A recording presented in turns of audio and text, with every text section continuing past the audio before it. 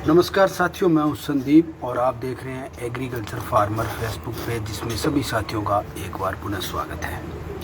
साथियों, रोज़ाना अपने इसी समय फेसबुक पे 9 बजे लाइव आते हैं रात्रि को, और आज के बाज़ार भाव क्या कुछ रहे हैं, आने वाले समय में क्या कुछ रहने की संभावना है, इसी विषय को लेके चर्चा करते हैं। और आज भी इसी विषय को लेके आपके साथ लाइव हूँ। तो आज के बाज़ार भाव साथियों क्या कुछ रहे हैं उसके ऊपर अपनी चर्चा करेंगे। तब तक सारे साथी भाई एक बार वीडियो को शेयर ज़रूर कर दें, ताकि ज़्यादा से ज़्यादा किसान साथी अपने साथ हैं वो जुड़ जाएं।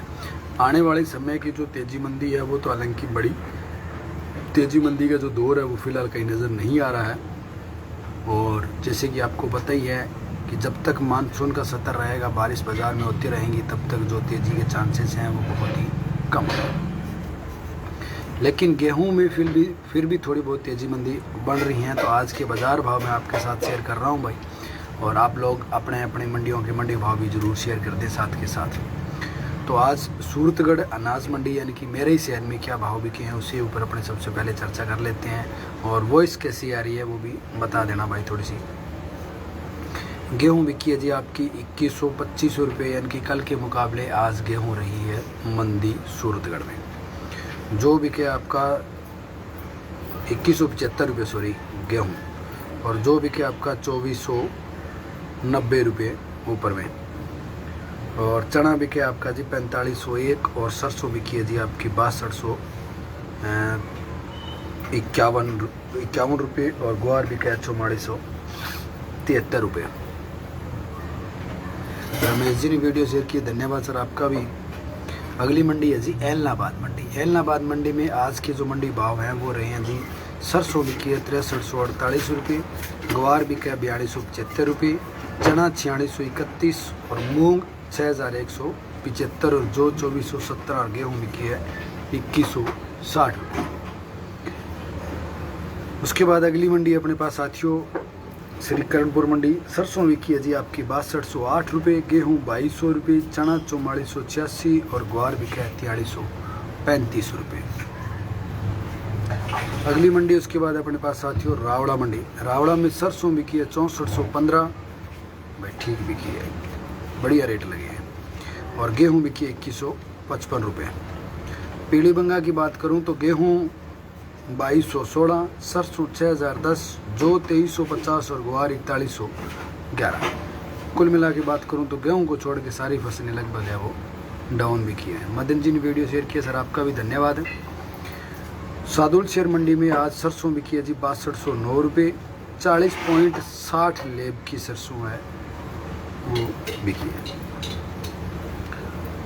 और उसके बाद गेहूँ बिकी है जी आपकी 2192 रुपये तक है, मूंग बिका है 5675 रुपये तक, जो बिके 2405 रुपये तक। उसके बाद राइस नगर मंडी में आज है गवार बिका 4590 रुपये, गेहूँ 2190, सरसों 6271 रुपये, और चना 4590 रुपये। कुल मिला के ठीक भाव लगे भाई। रावतसर में आज है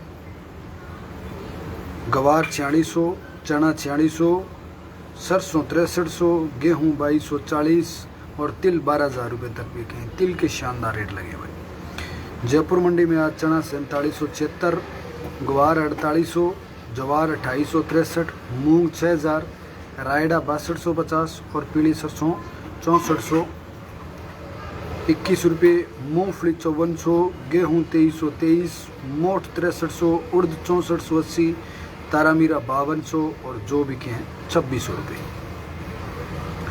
जोधपुर मंडी की बात करूं तो मेथी 5200, जो 2670, तारामीरा 5100, गेहूँ 2200, तिल 10200, बाजरी 2000 रुपये, इस सब 14700, जीरा 22500 रुपये, और पीली सरसों 6400, मूँगफली 5900, और सौंफ 12200 रुपये। भाई कमेंट करें भाई, आप अभी भी कारपोरेट का खेल नहीं समझ पा रहे हो भाई साहब, आप बता दो कैसे है। आप भी वीडियो बना के मुझे भेज सकते हो, मैं फेसबुक पे आपकी अपलोड कर दूंगा। आप कारपोरेट के बारे में जो भी अपने चर्चा रखेंगे, विचार रखेंगे, वो मेरे को वीडियो बना के भेज दो।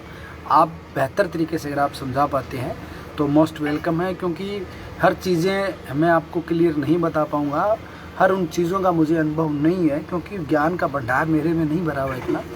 मैं बेसिक एक नॉर्मल किसान हूँ, और किसान होने के साथ साथ थोड़ा यूँ कहूँ कि एक आदत पड़ गई आप लोगों से वार्तालाप करने की।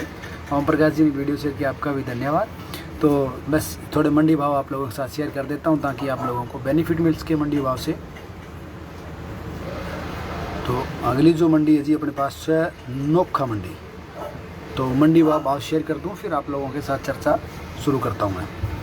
नोखा मंडी में साथियों ग्वार बिका है 4790, मूंग 5600 रुपये, नया मोठ 8500 और पुराना मोठ 6150, मेथी 5100, चना 4650, ये सब 14780, जीरा 22800 और बीज बिके आपके 8000 रुपये, तिल बिके 9800, गेहूँ 2383, मूँगफली 6000, तारा मीरा 5100, जो 2675 और सौंफ 12200 रुपये। तो ये थे जी आज के मंडी भाव मेरे पास जितने भी पहुँचे हैं।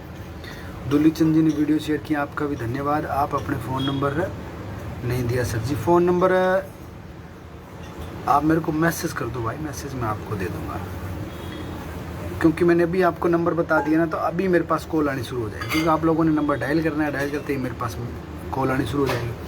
तो आप मेरे को मैसेज कर दो, मैसेज में आपको नंबर मिल जाएगा। और आप अपनी जो भी बात है मेरे को बात बता दिया करो भाई, क्या बात है, आपको रिप्लाई 100% मिलेगा, ऐसी बात नहीं। अब बात आती है कि भैया तेजी मंदी क्या कुछ रहेगी। देखो साथियों, वीडियो शेयर करते रहो किसान भाइयों, धन्यवाद भाइयों कहने के लिए भी। देखो तेजी मंदी का जो दौर है ना, फिलहाल हम चाहें कि भैया हमें अचानक ही रॉकेट की तेजी चाहिए और वो हमें मिले, तो देखो संभव नहीं है।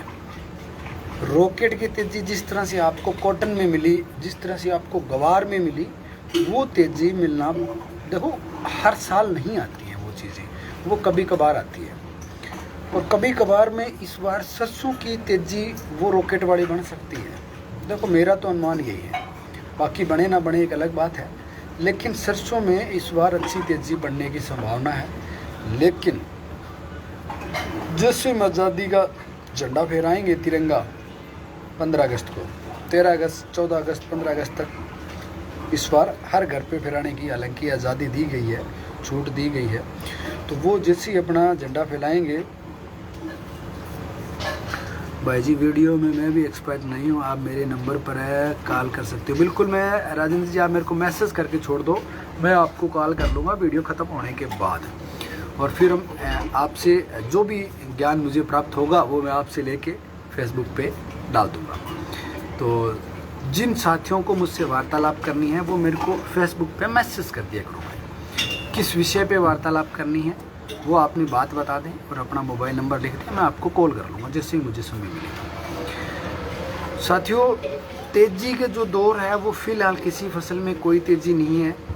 मैं आपको यूँ बिना मतलब मैं यूँ कहूँ कि ये तेज़ है, ये तेज़ है, ये मंदी है, तो ऐसी कुछ भी नहीं है। देखो गेहूँ में मैंने आपको बताया था कि एक्सपोर्ट खुलने की कोई चांसेस नहीं है, एक्सपोर्ट नहीं भी खुले हैं। जो गेहूं की जो ताज़ा जो तेज़ी आई है 100-200 रुपये, वो बेसिक नॉर्मल तेज़ी आई है या लोकल बाज़ार के कारण ही तेज़ी आई है, लेकिन बाहर एक्सपोर्ट नहीं खुले। और जब तक एक्सपोर्ट नहीं खुलेगा तब तक गेहूं में तेज़ी के चांसेस नहीं है। सरसों की स्थिति की बात करूं तो सरसों भी फ़िलहाल हर व्यापारी, आपने पर्सनल एसएमएस किया, आपने कहा कोई काम है तो बोलो। बिल्कुल भाई, काम है तो काम तो बताओ मेरे को, कम से कम मैंने आपको मैसेज किया, आपने काम बताया नहीं होगा मुझे। आप काम बताओ, मैं आपको कॉन्टैक्ट नंबर भी दे देता हूँ, ऐसी बात नहीं है। तो नहीं दे रहे हैं भाई, चलो मैं मेरा मोबाइल नंबर आपको बता दूँ भाई, लेकिन जायज़ कॉल हो, जायज़ बात हो तो ही आप मेरे को कॉल करना, अन्यथा मेरे को मैसेज कर लो। मेरा मोबाइल नंबर है 70 148 64 529। मुझे नंबर बताने में कतई आपत्ति नहीं है, लेकिन आपत्ति जब जाके हो जाती है जब मैं यहाँ लाइव आता हूँ, बीच में कॉल आ जाती है या कोई दूसरे कार्य व्यस्त रहता हूँ। पूरे दिन सुबह से लेकर शाम तक मैं खेत में बिजी रहता हूँ, जिसके कारण संभव नहीं हो पाता मैं सारी कॉल अटेंड कर पाऊँ। तो फिर आप कॉल पे कॉल किए जाएंगे तो मेरे क्या है, थोड़ी दिक्कत हो जाती है। बस इसीलिए कॉन्टैक्ट नंबर कम शेयर करने की कोशिश करता हूँ, बाकी मैंने आपको नंबर दे दिया है। अब बात ये आती है कि तेज़ी मंदी का जो दौर है वो क्या है। तेज़ी मंदी का दौर फिलहाल किसी फसल में नहीं है। बेसिक नॉर्मली तेज़ी मंदी 150 रुपये अगर किसी फसलों में हो जाए तो वो अलग बात है, लेकिन 15 अगस्त बाद मानसून और मौसम है वो दोनों ही साफ़ होने के चांसेस है। तो जैसे ही मौसम साफ होगा, बारिश बंद होगी, 15 अगस्त तक सारे संपूर्ण भारत की बात कर रहा हूँ, बंद होने की संभावना है। तो उसके बाद बाज़ारों में तेज़ी देखने को मिलेगी साथियों। और थोड़े ही दिनों बाद क्या है कि मूंग की फसल भी बाज़ार में आनी शुरू हो जाएगी। अगेत जहाँ कॉटन की फसलें हैं वहाँ वो भी आनी शुरू हो जाएंगी, क्योंकि काफ़ी भाइयों के तो इस तरह के मैसेज आ रहे हैं कि कुछ जगह नया बाज़ार में कॉटन आ भी गया है, 8500 रुपये लेके 9000 रुपये तक बिक भी रहा है। लेकिन जो भी स्थिति है, मेरे विचार से बाज़ार में कुछ दिनों बाद अपनी फसलें हैं वो आनी शुरू हो जाएंगी। और जिनके यहाँ पुरानी फसलें पड़ी हैं, अगर उनकी बात करूँ तो वो भी लगभग 15 अगस्त बाद दोबारा आनी शुरू हो जाएगी।